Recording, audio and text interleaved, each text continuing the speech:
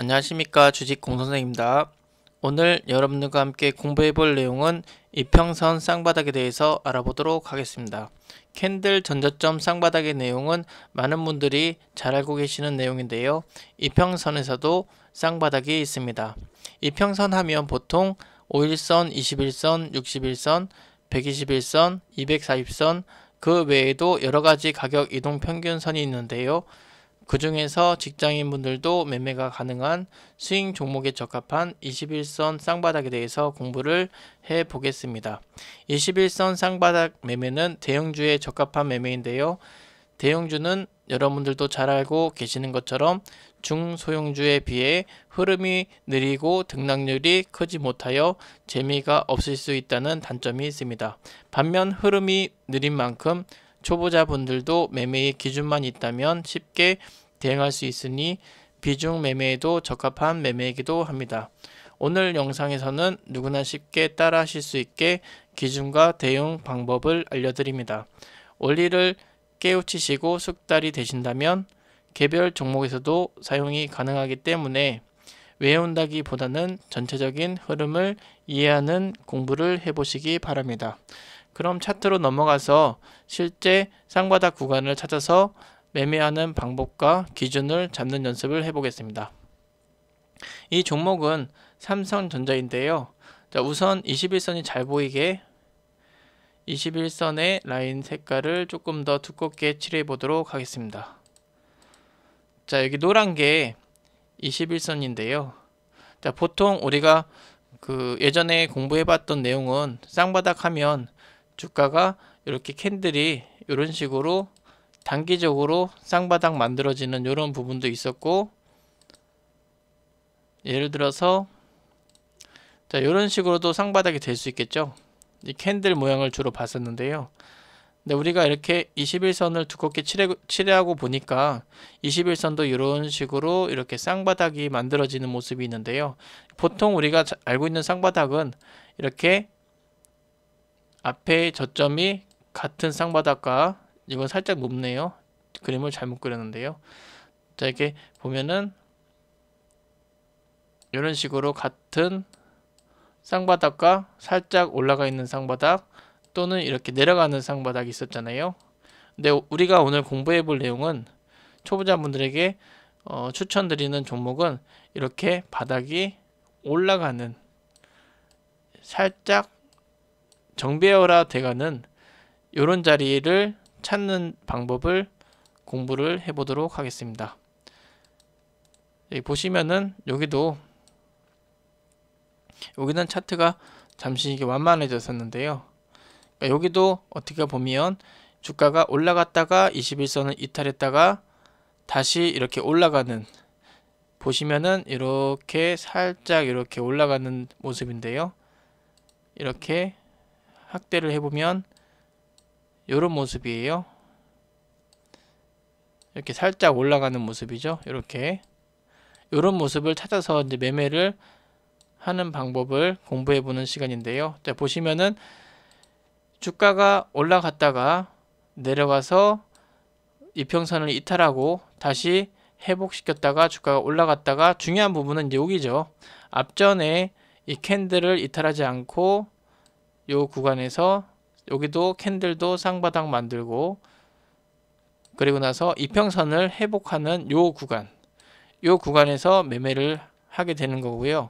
자, 이때 주가가 어디서 이제 매도를 해야 되는지는 이제 수익이 났을 때는 여러분들이 욕심을 밥그릇만큼, 여러분들이 그릇만큼 이제 수익을 내시면 되는데요. 이렇게 예를 들어서 이런 고점을 뛰어넘지 못하면 여기가 매도 구간이 될 수도 있고, 또는 뭐 21선을 이탈했을 때 이런 데서 매도 구간이 될 수도 있고, 또는 여러분들이 원하시는 대로 뭐 10% 먹고 매도할 분들도 있을 거고, 또는 뭐 20% 목표가, 아니면은 주가가 올라가면서 앞에 중심 라인이라든지 아니면 이렇게 전고점 라인을 지지를 못 받는다면 이런 구간에서 수익 실현을 하시면 되겠죠.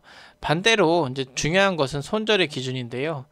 자, 여러분들이 손절을 하는 게 수익 실현도 중요하지만 손절을 하는 것은 어디서 손절을 해야 되는지. 자, 앞전에 이런 전 저점이라든지 또는 이평선의 이런 변곡점 이런 자리를 이탈하면 빠르게 손절을 하시면 되겠죠. 이게 대형주라서 보시면은 우리가 이 자리에서 매수를 했다고 하여도 이렇게 빠져봤자 보시면은 뭐 1, 2%별 차이 안 나는, 크게 손실이 나지 않는, 그러니까 요런 자리에서 우리가 이제 매수를 하는 거죠. 근데 이제 보통 우리가 그 종목들을 매수했다가 손실이 많이 나는 이유는 보통 잡주라고 하잖아요. 예를 들어서 아무 종목이나 한번 찍어 보겠습니다. 자, 이렇게 보시면은 흐름이 요런 데서 단타를 하다가 오늘은 뭐 이 종목이 상한가 갔다고 하는데 요런 자리에서 보면은 고가까지 12%인데요. 우리가 어쨌든 흐름을 보고서 거래량이 이런 식으로 올라오면서 그 당시에 이제 여기서 매수를 하다가 대응을 못해서 방치한다면 이렇게 쭉 빠지면 벌써 이 자리에서 마이너스 10%가 되죠. 그러니까 잡주의 특징, 그러니까 중소형주들은 이렇게 등락이 크기 때문에 우리가 계좌가 좋지 않게 망가지는 이유가 이런 종목들을 아무런 기준 없이 매매를 해서 그런 경우가 많은데요. 그러니까 대형주의 특징은 또 반면에 느리다는 거죠. 그러니까 느리니까 보시면은 이런 데서 매수를 했다가 이탈해도 보시면은 3%. 만약에 아마 그런 중소형주였다면 아마 10% 이상 이렇게 나올 텐데요. 그러니까 이런 종목들을 찾아서, 그러니까 대형주가 좋은 점은 이렇게 초보자분들도 찾아서 이런 구간에서 나오고 이런 자리에서, 그러니까 이런 자리에서 매매를 하게 되는 건데요. 그러니까 손실이 작다는 거, 반면에 느리다는 거. 그 대신에 대형주의 특징은 한번 추세만 잘 타면 이렇게 쭉 올라간다는 거죠. 그러니까 요즘 장은 여러분들도 잘 알다시피 지금은 이렇게 하락 추세이기 때문에 이렇게 박스로만 이동해 준다고 해도 참 좋은 흐름인 거죠. 어떻게 보면 아직은 이렇게 하락장이라는 거. 그러니까 우리가 이제 이러한 장에서도 우리가 예를 들어서 저점이 나오고 이 종목이 쭉 빠졌어요. 캔들을 이탈하고 나서 다시 이평선을 이런 식으로 올라탄다면 여기가 매수 타점이 되겠죠. 반면에 여기서 이탈을 한다면 그때는 손절 처리를 하거나 한번 지켜봐야겠죠.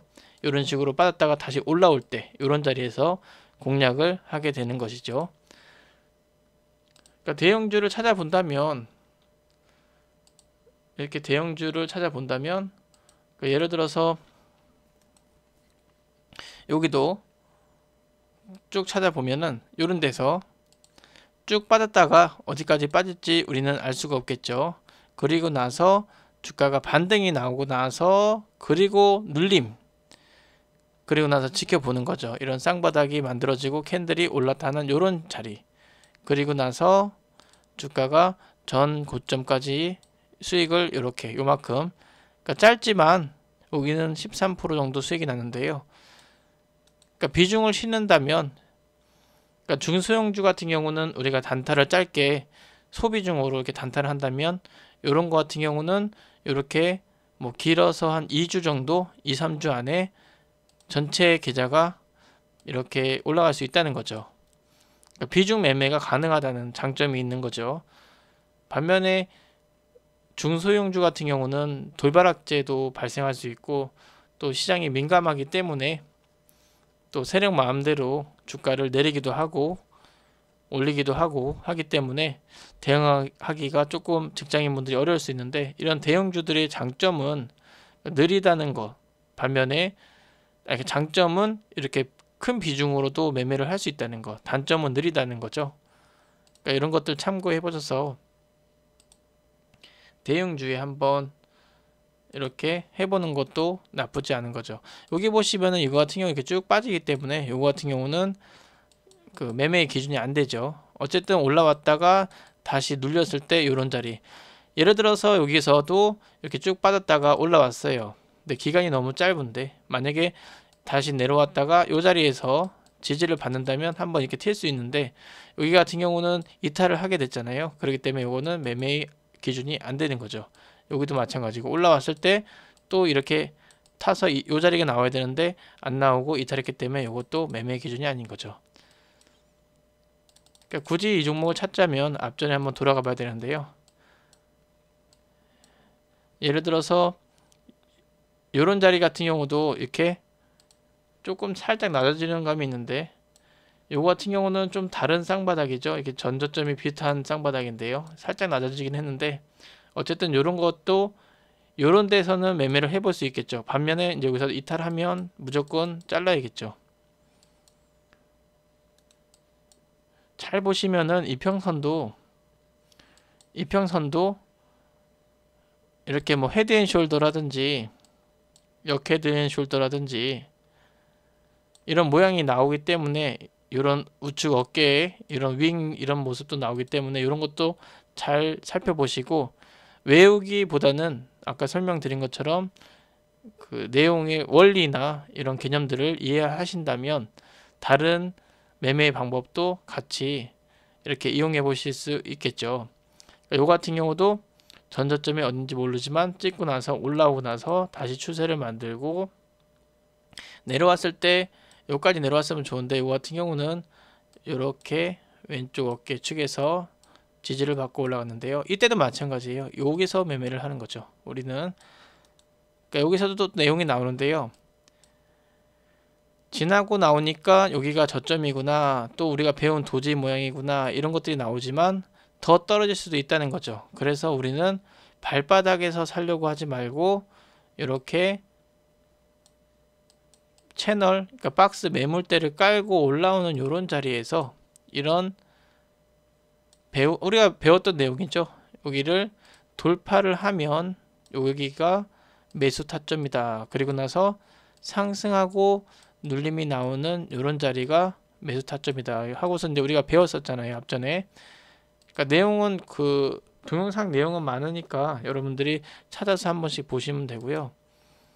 그러니까 대형주의 특징은 이렇게 한번 추세를 잡으면 이렇게 지속적으로 상승한다. 또 반면에 단점은 이렇게 한번 하락 추세를 타면 쭉 빠지기 때문에 우리가 더 무서운 거죠. 어떻게 보면 재무도 좋고 또는 뭐 기업도 믿을만 하다라고 해서 좋은 종목이다 해서 샀는데 주가가 이렇게 쭉 빠진다면 우리가 고통의 시간을 가져야 하기 때문에 항상 대응이라는 것을 해야 되는 것이고, 꼭 우리가 이 좋은 종목이라고 해서 정말 뭐 좋은 종목들이 많은데요. 뭐 삼성전자는 우리나라 대표적인 종목이기 때문에 누구나 주식하는 분들이면 다 아는 종목이잖아요. 1위 종목. 근데 이런 종목도 상당히 좋은데 이러한 자리에서 물렸다면 아무리 좋은 종목이라고 해도 자신한테는 좋지 않기 때문에 항상 좋은 종목을 좋은 자리에서, 좋은 타점에서, 그런 자리에서 매매를 하시길 바라겠습니다. 오늘의 강의는 여기까지 하겠습니다. 오늘도 구독과 좋아요, 알림 설정 부탁드리겠습니다. 감사합니다.